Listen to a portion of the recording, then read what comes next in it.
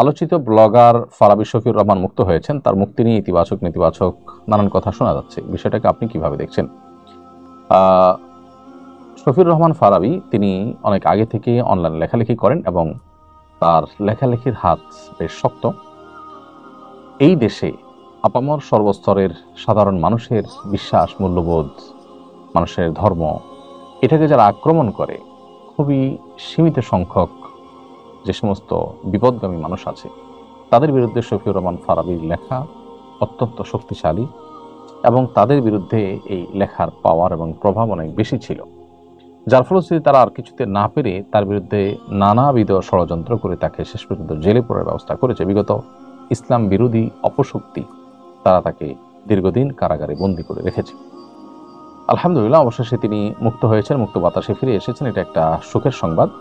তার মুক্তির বিরোধিতা তারাই করতে পারে যারা শান্তির বিরোধী, যারা শান্তিকামী মানুষের বিরোধী, যারা ধর্মের বিরুদ্ধে অবস্থান করছে। তারা ধর্মবিদ্বেষী মানুষ ছাড়া কেউই তার মুক্তিতে কোনোভাবেই ভিন্ন মত পোষণ করতে পারে না।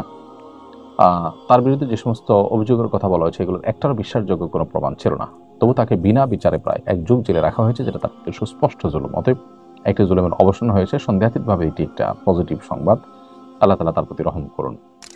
উম্মে সালামাতে লিখেছেন, মানুষকে কবর দেওয়ার পর মাটির মধ্যে খেজুর গাছের ডাল লাগালে যতদিন খেজুর গাছের ডাল তাজা থাকবে ততদিন নাকি কবরবাসীর আযাব কম হয়। দেখুন, নবী করিম সাল্লাল্লাহু আলাইহি সাল্লাম একটি কবরে দুটি খেজুর গাছের ডাল গেড়ে দিয়েছিলেন, এটি পাওয়া যায়। কিন্তু নবী সাল্লাল্লাহু আলাইহি সাল্লাম আরো বহু কবর দিয়েছেন এবং তার জীবদ্দশায় বহু মুসলিমের কবর দেওয়া হয়েছে। অন্য কোথাও কিন্তু গাছের ডাল গাড়ার কোনো কথা নেই।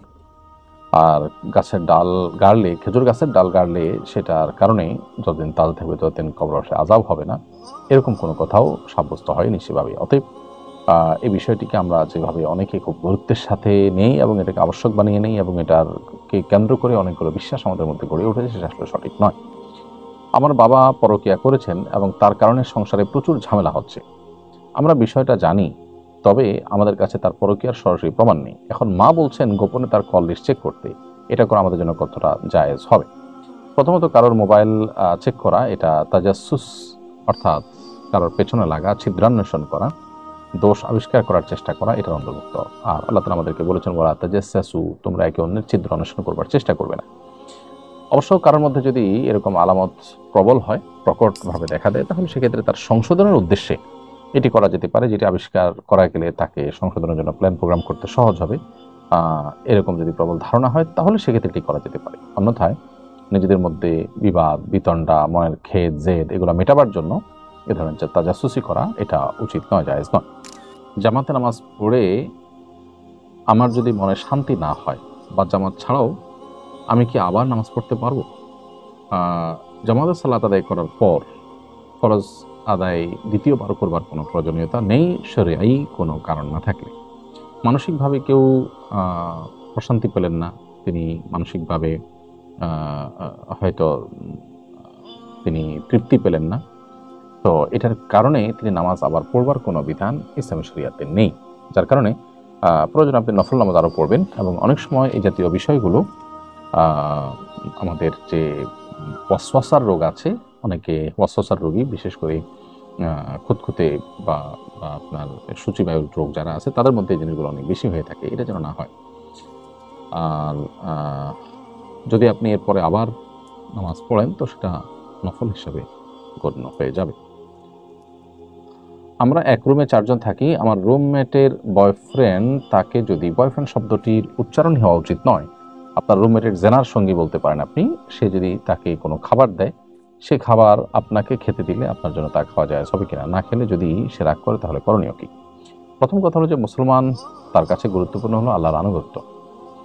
কোনো মানুষ যখন হারাম সম্পর্কে লিপ্ত, তখন হারাম সম্পর্ক যার সাথে করছে, সে যত প্রকার উপহার উপঢৌকন দিবে, এগুলো সবগুলোই হারাম সম্পর্কের লেশ ধরে বা রেশ ধরে।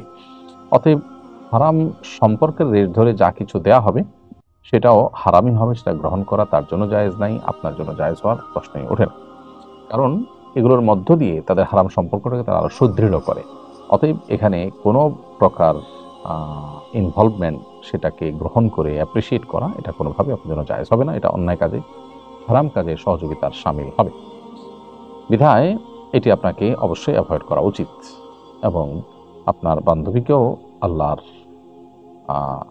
বাধ্যতার পথে যেন তিনি আসেন, সেজন্য তওবা করে তাকে পবিত্রতার পথে ফিরে আসার জন্য আপনি দাওয়াত দিবেন। তারপর তিনি নাখোশ হন, সম্পর্ক তার সাথে ছিন্ন হয়ে যায়, তাতে কিছু আসে যায় না। আমরা মানুষকে ভালোবাসবো আল্লাহর জন্য এবং তার সাথে সম্পর্ক ছিন্ন করলে সেটাও করবো আল্লাহর খাতিরে।